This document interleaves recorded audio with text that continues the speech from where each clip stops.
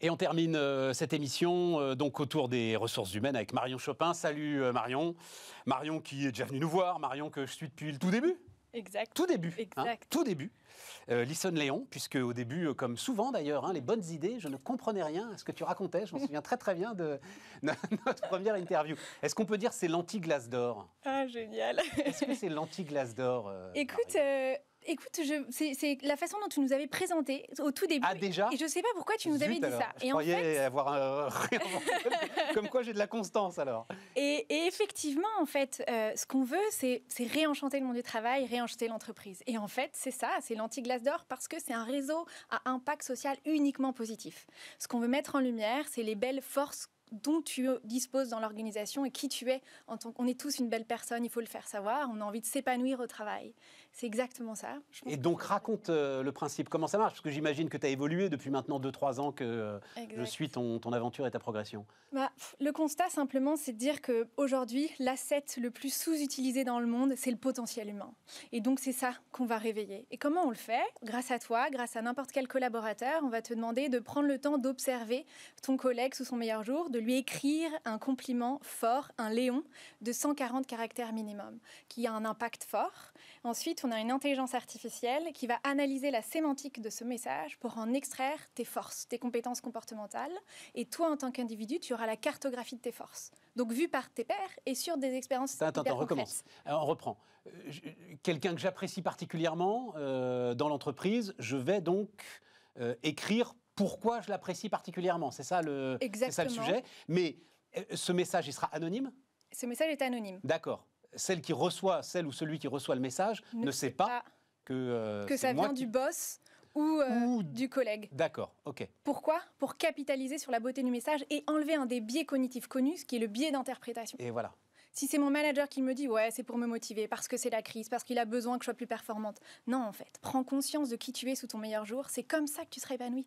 C'est comme ça que tu vas te dépasser. Biais de... Alors, comment tu as appelé ça? Biais de... D'interprétation. Biais d'interprétation ou biais, je veux dire trivialement, biais de cirage de pompe aussi. Aussi. Voilà. Le manager qui reçoit un message, bon ok, il ne sait même pas s'il doit en tenir compte. Alors que si c'est anonyme, il sait qu'il peut en tenir compte. Exactement. Et puis, il y a ça, et puis il y a autre chose aussi avec la transparence à tout va. C'est que en fait, ça peut entraîner ce jeu de la compétition en interne, de la vanité, etc., d'avoir toujours plus, mieux que l'autre. Non, en fait, c'est pas ça qu'on veut. C'est toi, en tant qu'individu, prends compte de ta singularité. C'est comme ça que tu vas performer. Et alors, là encore, donc, la masse de messages que va recevoir chaque individu reste là aussi secrète. C'est-à-dire, s'il y en a un qui en a 50 et un autre qui en a 2, personne ne le sait. Bien sûr. Personne ne le sait. C'est vraiment un réseau à impact social positif. C'est l'inverse de Twitter, c'est 140 caractères minimum. Et la force qui s'est passée dans le Covid, en fait, c'est que on a, avec la data, parce que c'est ça ce que tu viens de mettre en lumière, c'est qu'on a de la data hyper qualifiée. Il n'y a aucune plateforme aujourd'hui qui a des milliers de messages chaque jour uniquement positifs, qu'on vient analyser. On va s'assurer qu'ils soient extrêmement positifs. C'est ça le sujet.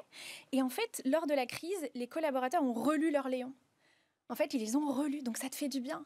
Et il y a un utilisateur, il y a 2 jours, qui disait « En fait, c'est simple et pourtant si puissant ». C'est ça, en fait. C'est vraiment ça.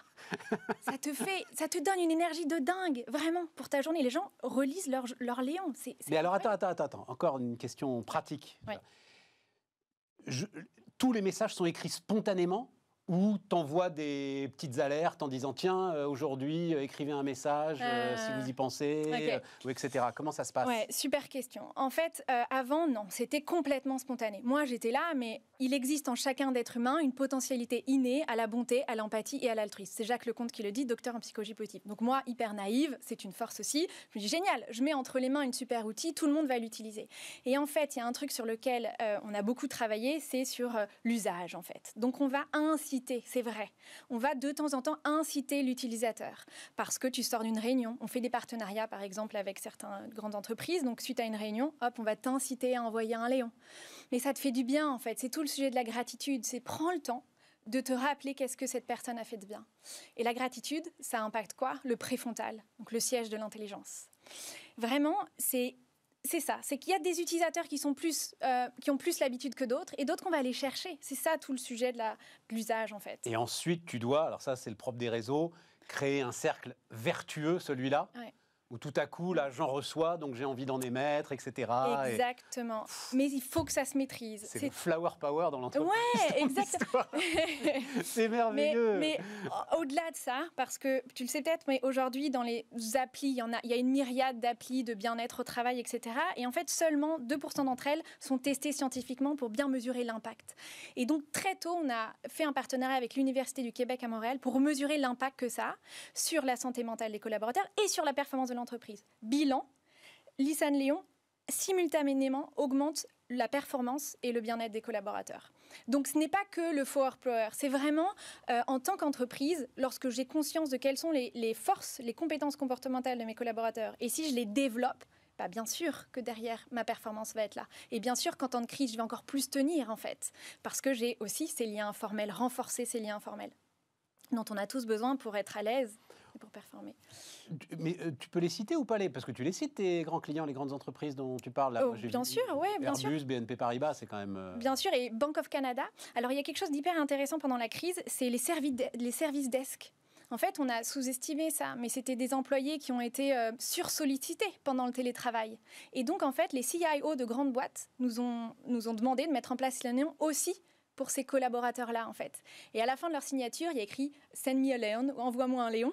Et donc, ça a fait aussi beaucoup de bien. Qu'est-ce que tu appelles les services desk? C'est-à-dire, ah oui, ceux qui ne sont pas directement opérationnels, mais qui concourent à la marche de l'entreprise, d'accord. Les services généraux, comme on dit. Oui, voilà. C'est ça. Et aussi, lorsque tu as un problème IT avec ton téléphone, parce que chez toi, tu vois, c'est ça. Je comprends.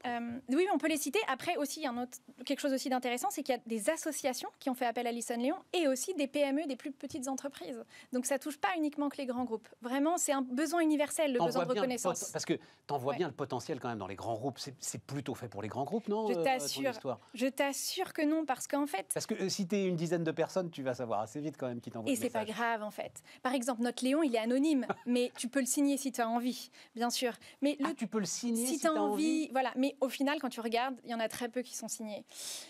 Et en fait, c'est aussi, il y a cette partie des compliments qui te font du bien de toute façon, que tu sois une petite ou une grande entreprise. Et puis, il y a la cartographie de tes forces. Alors voilà, oui, raconte-moi la cartographie de tes forces, justement. C'est quoi ça? Tu sais, les forces signatures, c'est ce que tu fais bien spontanément et qui te donne de l'énergie. Et donc, c'est ça qu'on va aller chercher chez le collaborateur. Et on va te donner du contenu pour te donner aussi des tips pour améliorer cette force-là. Tu vois l'inverse, qui est de développer tes points faibles ou tes feedbacks constructifs. Non, mais vraiment, on assume l'accent sur le feedback positif et donc te développer sur tes forces.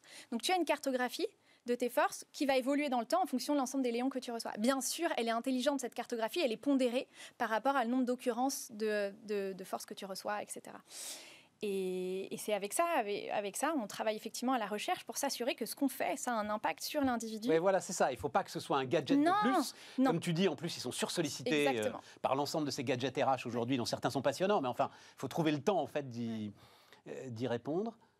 Exactement, non, et on veut pas être... Il faut qu'il y ait une réelle efficacité mesurée, mesurable pour les services RH. Et donc, quand vous allez mettre en place l'Union dans votre équipe, on va ensemble, avec l'Université du Québec à Montréal, mesurer l'impact que ça a sur vos équipes, sur la santé mentale de vos équipes. Et nous, on pense quelque chose, c'est que si on développe l'estime de soi de chaque être humain, eh ben, on sera capable d'animer cette flamme chez chaque humain pour créer un monde plus positif et un monde plus humain. C'est exactement ça. Et je pense que la nouvelle génération, ce dont elle a besoin, c'est ce supplément d'âme. Et c'est ça qu'on fait avec Lysane Léon. C'est étonnant avec toi, Marion, et c'est pour ça que...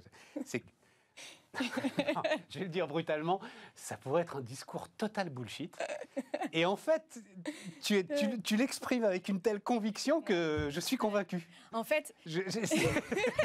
Non, mais c'est ça le truc, tu comprends? Mais on n'est pas dans il faut mettre le potentiel humain, bien sûr. En fait, vraiment, c'est que c'était une intuition. Attends, un mot, parce qu'on est au bout et je veux quand même savoir comment est-ce que, dans ta croissance, c'est-à-dire, ils sont sursollicités, les équipes RH.